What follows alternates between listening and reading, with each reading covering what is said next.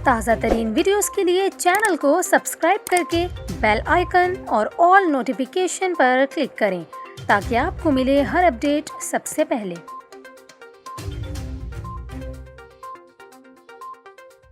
और यहाँ पर आपको खबर दें, महकमा मौसमियात ने कराची में जुमेरात से दोबारा सर्दी बढ़ने की पेशगोई कर दी। महकमा मौसमियात के मुताबिक कराची में जुमेरात से बलूचिस्तान की शिमाली हवाएं चलने का इम्कान है, जबकि हवाओं की समत तब्दील होने से शहर में मामूली सर्दी या खुनकी में इजाफा हो सकता है। महकमा मौसमियात का मज़ीद कहना है कि मौसम में तब्दीली किसी नए सिस्टम के बायस नहीं होगी।